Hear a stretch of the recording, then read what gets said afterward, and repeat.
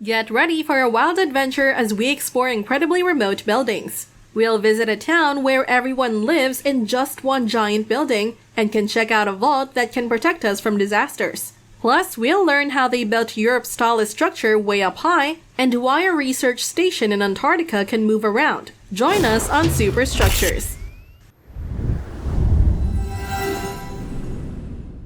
At number 5, we have a unique place called Whittier, Alaska.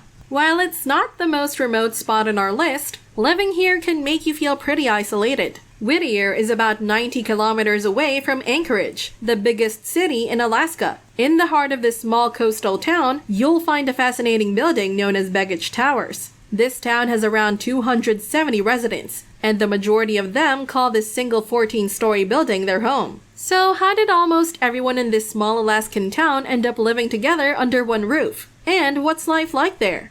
The story of Begich Towers begins in 1953 during the Cold War. Because Alaska is close to Russia, they built military bases and installations in the area. In Whittier, this building was made to accommodate the U.S. Army and their families. It served the military until the early 1960s, when Whittier officially became a city, and the Alaska Railroad Corporation took over a lot of the land. Since most of the land around the city belonged to the railroad company, people couldn't move in or buy property. However, after the military left, they turned the building into housing for the city's residents. Over the years, Whittier's population has revolved around this central building. The city services like the post office, police station, and school are inside the building. You can also find a church, convenience store, laundromat, clinic, and even a bed and breakfast on the top 2 floors. Some residents say you could live an entire year or even longer without leaving the building. But now, let's move on to a more remote place.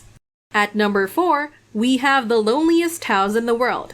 Every now and then, you might see a picture of a tiny house in the middle of nowhere, and it captures people's attention. This house looks abandoned, with no other signs of human activity nearby. It's often dubbed the loneliest house in the world, and has given rise to many wild theories. Some believe it's a haunted house inhabited by aliens, while a more popular theory is that a billionaire built it as a refuge in case of a zombie apocalypse. However, the truth is far less dramatic. The house is located on a small island called Elliey in the south of Iceland. While the house appears isolated, the island itself isn't extremely remote. Elliey is part of the Westman Islands, a group of islands in Iceland, and it's only about 8 kilometers away from the mainland. You can even visit Elliey by taking a boat tour from the nearby island of Hemay. 300 years ago, Elliey was home to 5 families who made a living from fishing and hunting. The last of these families left the island in the 1930s, seeking better opportunities elsewhere. After that, the island gained popularity among hunting groups who came to hunt puffins, native Nordic birds. It was during this time that the so-called Apocalypse home was built. However, this remote house is not what it seems at first glance. It's actually a hunting lodge constructed in 1953 by the Elliey Hunting Association. The lodge was built to facilitate hunting trips in the area. So despite its isolated appearance, there are indeed other buildings in much more remote and challenging locations, like the next one on our list. Number 3. A stunning observatory in the Swiss Alps. The Swiss Alps offers some of the most breathtaking views globally, with their snowy glaciers and intricate hiking trails. Nestled high in these snowy mountains, you'll find an astronomical observatory accessible only by a railway, known as the Sphinx Observatory. It stands at an impressive 3,571 meters, making it the tallest man-made structure in Europe. This remarkable structure was finished in 1937, thanks to a remarkable railway project completed 25 years prior. The Jungfrau Railway project kicked off in 1896 with an ambitious goal: to create the highest railway in Europe. This was no easy feat due to the challenging alpine terrain and the limited technology available at the time. It took a whopping 16 years to complete, and sadly, over 30 workers lost their lives while tunneling through this high-altitude landscape. The final stop on the Jungfrau Railway is the Jungfraujoch, often called the top of Europe, sitting at an elevation of 3,454 meters. From this station, the materials required for the Sphinx Observatory's construction were transported to the building site. Since its completion, the Sphinx Observatory has grown to become one of the most popular research stations, conducting studies in various fields such as meteorology and astronomy. Moreover, it has also become a top tourist destination in Europe, offering breathtaking views of the Alps, extending as far as Italy and Germany. Despite its lofty location with only one access route, the Sphinx Observatory isn't as remote as some other buildings on Earth, like those situated at the North and South Poles. Number 2. Norway's Doomsday Vault. Deep in the northern mountains of Norway, some 1,300 kilometers away from the North Pole, there's an entrance that seems to pop up out of nowhere, and that's precisely why it was built here. This location boasts no tectonic activity, frigid temperatures, and a whole lot of isolation from global troubles, making it the perfect spot. So what's the purpose of this remote place? For a cool $9 million, the Norwegian government constructed a massive bunker designed to safeguard seed samples in the event of a global catastrophe. It's called the Svalbard Global Seed Vault, and it was established in 2008. Currently, it houses over 900,000 seed varieties gathered from gene banks all over the world. Some of these seeds aren't even used for planting in agriculture. Instead, they provide the genetic material needed to create new and similar strains.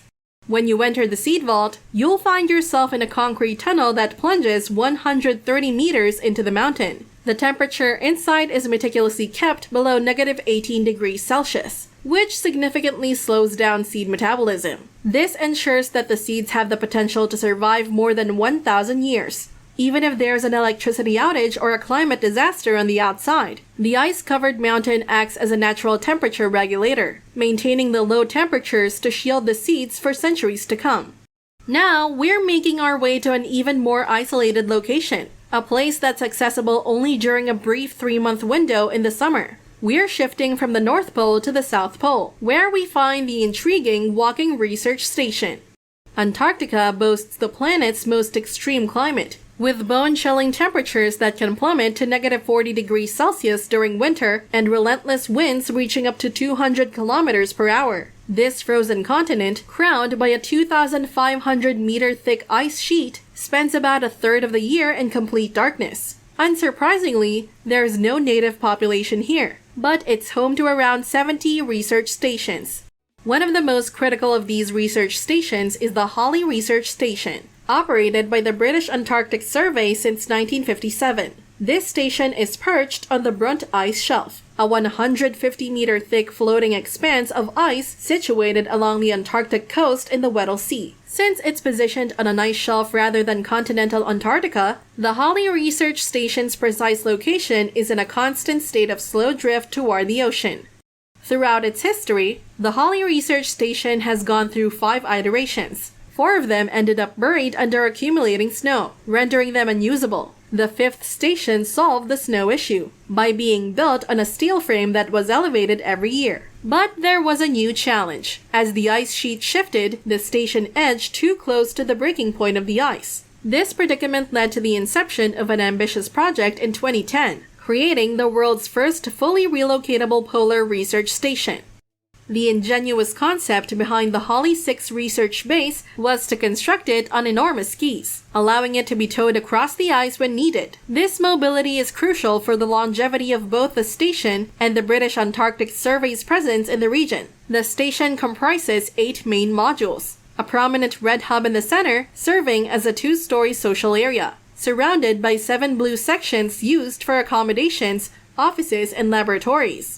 These modules were fabricated over 5,000 kilometers away in South Africa and then transported to the Halley base. Upon their arrival in Antarctica, the components were pieced together across 3 different summer seasons, and the research station was officially operational in 2013. It was even relocated once in 2017 when operational teams spent 4 months shifting it 23 kilometers from its previous location.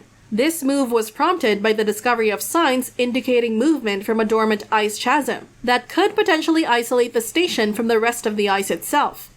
Today, the Halley 6 research base continues to stand atop the Brunt Ice Shelf, offering a home to British and international researchers, all while being more than 14,000 kilometers away from the British Isles. This mobile research station plays a crucial role in conducting essential research related to climate, atmospheric, and space weather, research that simply can't be carried out anywhere else in the world.